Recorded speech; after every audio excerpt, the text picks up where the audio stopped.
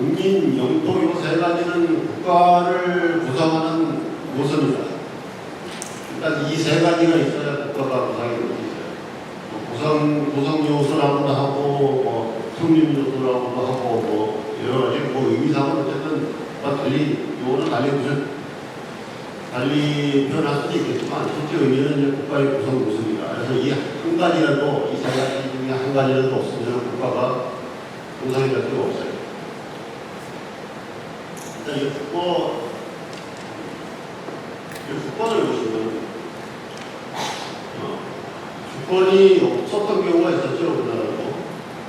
일제강점기에 35년인지 6년인지를 조금 논의가 있긴 하지만, 어쨌든 그 시기에 주권을 실패한다 해가지고 주권이 없었고, 국호도 마음대로 쓰지도 못하고 있던 시절이 있었습니다. 그래서 국민이나 영토가 있어도 주권이 없으면 나라가 성공할 수 없는 것이고, 이 국민은 당연히 존재를 해야 국가가 구성이 될 수밖에 없는데, 현재는 여러분들 세대와 달리 거의 자식을 낳지 않아서 국가가 수면될 위기가 얼마 안 남았다 이런 얘기들도 사실 있어서 좀 안타까운 일인데, 어쨌든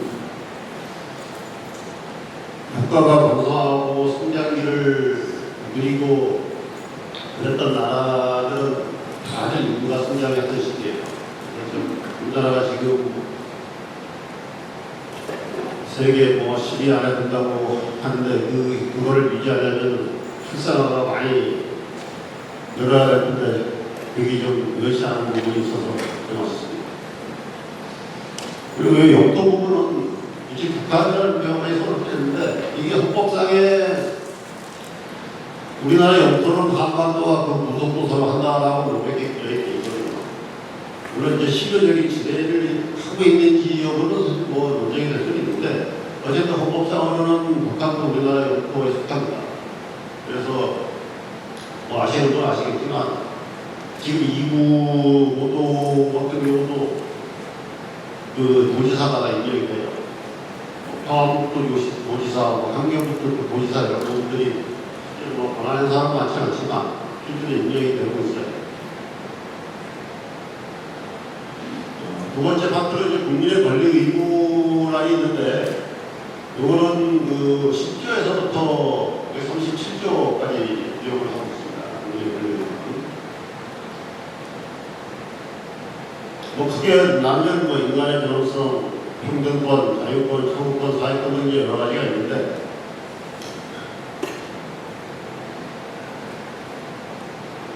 우리가 이제 국가를 구성하고 법을 제정하고 이러는 가장 근본적인 목적은 인간의 존엄성을 보장받기 위해서입니다.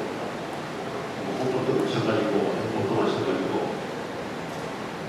그래서 가장 기본적인 법의 목적이 인간의 존엄성을 보장받기 위한 것이고, 그 외에 이제 평등권, 자유권, 재판 청구권, 요율받는 권리 이런 부분이 있는데, 평등권, 헌법상 평등권에 기초해서 나온 법률들이 이제 공직선거법, 양성평등법, 남녀고용평등법 이런 법률들이 있어요. 그래서 이런 법률들은 다 이거 헌법에 근거해서 나온 법률입니다.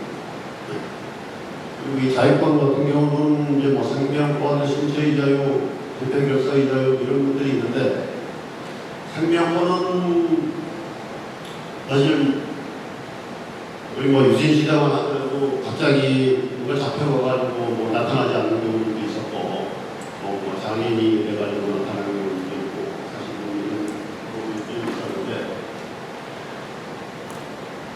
그런 국민의 생명권을 보장하기 위해서 헌법에 명확한 부분이 있고, 신체의 자유 같은 경우도 여러분들이 죄를 지지 않았는데 경찰관이 잡아와가지고 공문을 한다든지 아니면 지하실에 방문을 한다든지 이런 부분들을 할 수 없도록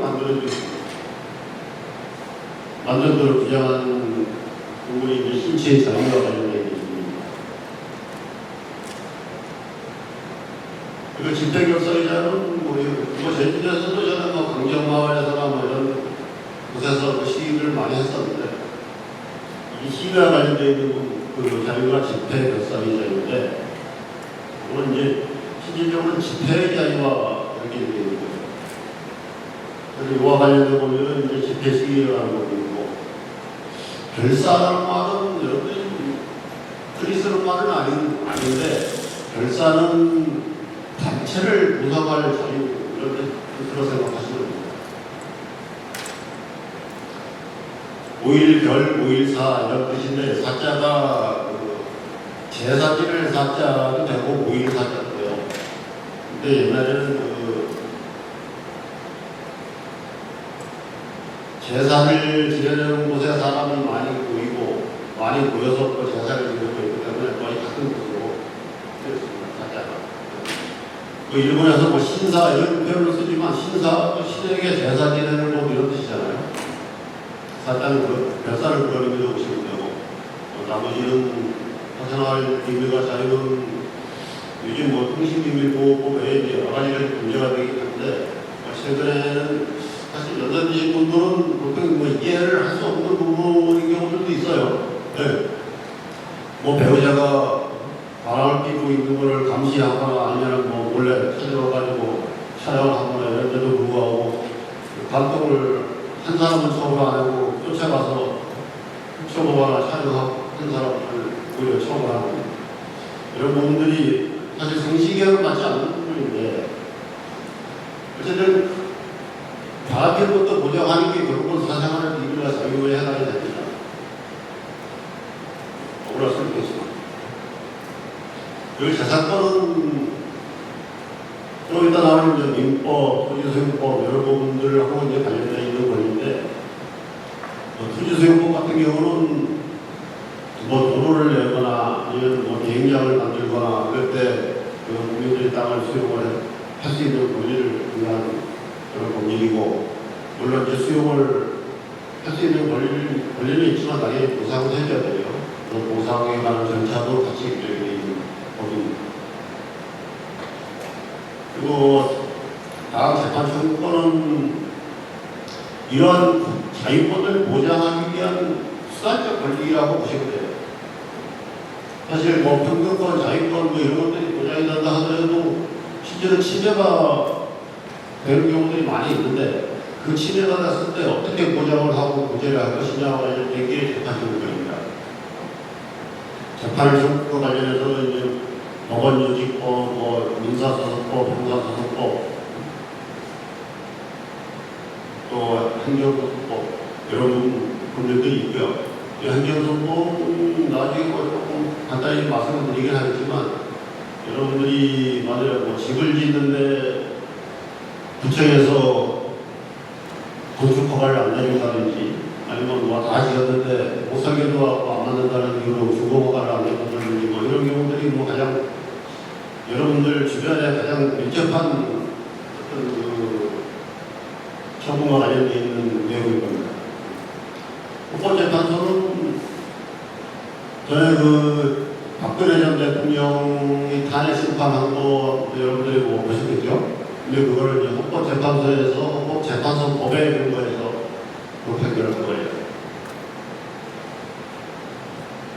이 라합 교육을 받을 권리는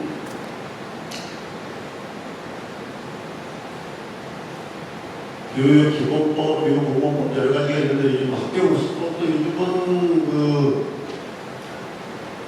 옛날에는 학교급식을 유료로 하는 분들이 많았지만 이제는 다 무상급식을 하고 있고 제주도에도 했다는지 모르겠는데 뭐 도서벽지 교육기본법도 지금 많이 좀 만들어지고 있어서 특히 이제 시골 같은 경우는 뭐 인원수가 10명이 안 되는 학교들도 있고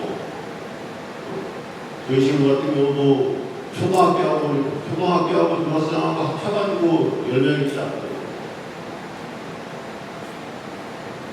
그렇지만 결국은 그 도시 인구의 집중화를 방지하기 위해서 어쨌든 도서벽지의 교육을 뭐 진행할 수밖에 없는 그런 부분들이 있기 때문에 어쨌든 이 법의 토대에서 지원을 하고 있습니다.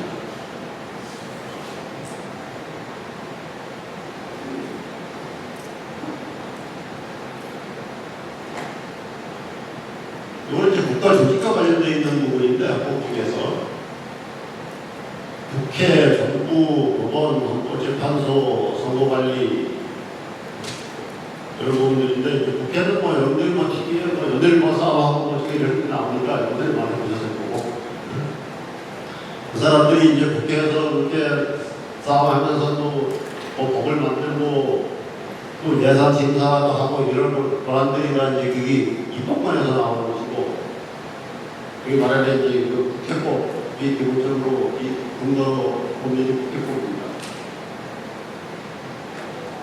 여기 정부는 행정권을 가지고 있는 기관인데 대통령하고 행정부하고 두 가지가 어쨌든 크게 나누면 이제 두 가지가 나눌 수가 있죠. 행정부는 뭐 총리, 국무위원, 또 행정각부 뭐 이렇게 여러 가지로 좀 나눌 수가 있는데 어쨌든 크게 보면 이제 대통령과 행정부 파트로 나눌 수가 있습니다. 대통령이 바뀌면 이제 각 부서들이 바뀌는 걸 여러분들이 아마 보셨을 거예요. 최근에도 뭐 윤석열 대통령이 취임했을 때 뭐 여성가족부를 뭐 없애는 이런 얘기들이 있었는데, 그게 결국은 대통령이 새로 취임을 하게 되면 여기 이제 정부조직법을 만듭니다. 자기 입맛에 맞게 정부조직법을 개정을 해서 자기가 구상한 대로 정부를 운영하기 위해서 이 정부조직법을 개정합니다. 개정을 해서 각 부서를 뭐 없애거나 아니면 새로 만들고 그렇게 하고 있습니다. 최근에는 이 감사원이 좀 많이 문제가 되고 있죠. 감사원하고 여기 이제 그 선거관리위원회가 지금 언론을 좀 많이 하고 있긴 한데, 어쨌든 선거 분립에 있어서 입법권, 행정권, 사법권 세 파트가 나눌 수가 있는데, 이제 그 사법권 관련되어 있는 기관은 법원이고요. 법원은 가장 기본적인 법률이 이제 이 법원조직법에 의해서, 이 법원조직법에 의해서 지방법원, 고등법원, 대법원 이렇게 구분이 되는데, 여러분들이 뭐 재판을 해보신 부분이 있는지 모르겠지만, 재판을 해보신 분은 1심, 2심, 3심 이렇게 나눠져 있는 걸 아실 거예요. 근데 이제 1심은 지방법원에서 다 재판을 해요. 근데 이제 2심은 지방법원 합의부에서 본안합의에서 하는 경우도 있고 고등법원에서 하는 경우도 있고 해요. 30은 무조건 대법원을 가야 되죠. 이게 이제 법원조직법에다 규정이 되어 있습니다. 그리고 헌법재판소는 아까 말씀드린 뭐 단역 심판이라든지 뭐 위헌법률 심판, 법권 이런 그 정당재산 심판 이런 그 심판권을 가지고 있는 기관인데, 옛날에는 여러분들이 만약에 이제 뭐 고소를 했다고 쳤을 때 뭐 경찰에서나 검찰에서 이제 불기소 처분을 하는 경우, 그런 그 불기소 처분에 대해서는 이제 헌법재판소에서 그게 정당한지 여부를 판단을 했었어요. 근데 이제 최근에는 이제 그 재판관이 없는 것으로 개정이 되기 때문에 일은 뭐 많지 않은데, 어쨌든 형식적으로는 최고의 권한을 행사를 하고 있고, 그렇지만은 실질적으로는 법원 아래에 있는 법률 기관이라고 있어요. 왜냐하면 그 실제 sak부 요인이 어떤 행사에 관한하면 대법원장 아래자리에 앉습니다. 헌법재판소장이 일정으로 보이죠. 그리고 지난 그 선거관리 부분은 그 선거관리는 선거관리위원회에서 선거관리위원회 법에 따라서 하는데, 이제 업무는 뭐 그렇게 많지는 않아요. 그 선거 업무와 국민투표, 정당사고 이런 부분들만 하고 있어서 평상시에는 뭐 상근하는 직원도 많지 않고, 그리고 이게 일도 편하고 해서 거의 꿀보직이었는데 이번에 완전히 거의 선거관리위원회가 지금 파헤쳐지고 있죠. 여러분들 뭐 뉴스를 보셨겠지만 어쨌든 건국 이래로 최초로 지금 그 선거관리위원회가 재탄에 받으면서 어쨌든 해부가 되고 있는 상황입니다. 그리고 이 지방자치 부분은 특히 먼저 제주도 같은 경우는 이제 특별자치도라고 해서 일반 다른 도보다는 여러 가지 지원도 받고 특혜도 받고 그런 부분들이 있는데 어쨌든 그 위안도 지방자치제도에 의해서 어쨌든 지정이 된 것이고 우리나라 지방자치는 80년대 후반에 지방자치법이 제정이 되고 그 이후로 한 30여 년 정도 됐어요. 그러면 제주도를 포함해서 전국 시도는 다 대통령이 운영을 했었는데 지금은 이제 여러분들이 선거를 해서 군사를 뽑죠. 물론 이제 그 시장은 마찬가지지만 이게 이제 이 지방자치법에 의해서 여러분들이 그 투표권을 행사를 해서 그 여러분들을 다스리는 사람을 뽑는 거. 그러니까 이제 그 여러분들이 그 선택권을 가지고 있다고 볼 수 있기 때문에 옛날보다 그 시장이나 도지사들이 여러분들 말을 좀 더 잘 듣죠. 그렇지 않나요? 찾아가서 이런 얘기하고 그러면 뭐가 좀 해결해 주려고 옛날에 찾아가도 아니셔도 안 하고 거의 프레셔도 받았었는데 그번 경제 부분은 뭐 생략하겠습니다. 지금 뭐 크게 이 부분 관련해서 특별히 이슈화되는 경우들은 많지 않고 단순히 이제 이 소비자권과 관련되어 있는 부분들이 좀 있긴 한데 여기서 다루기는 좀 심도 있는 부분이라서 불편할 거고 우리나라 헌법은 이제 건국헌법 이후에 건국헌법이 1948년 7월 17일 날 제정이 됐는데 그 이후로 이제 9번 구행 거쳐 개정이 됐어요. 이게 이제 그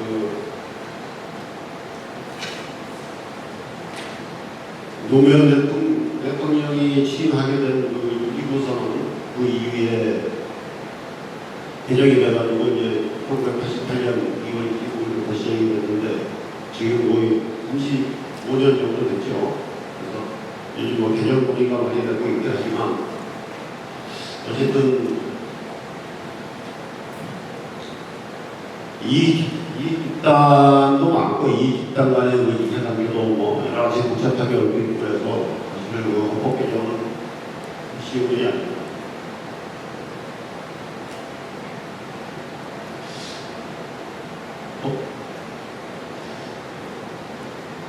저도 그 법 강의를 하기도 하고 듣기도 하고 그렇긴 한데 사실 법이 좀 딱딱해요.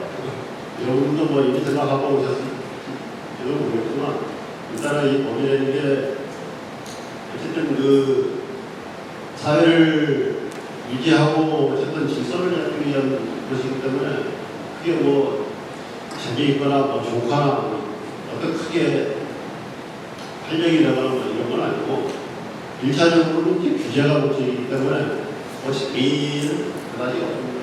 공부하면서 크게 뭐 재미있다고 하기는 좀 그런 부분인데 단순히 한 가지가 있다면 이제 모르는 거를 알면서 느끼는 어떤 그 문제가 말씀하신 배우고 때때로 느끼는 뭐 즐겁지 않은가 이런 정도의 어떤 느낌이 좀 뭐 썩 그렇게 재미있는 건 아닌데 여러분들도 좀 뭐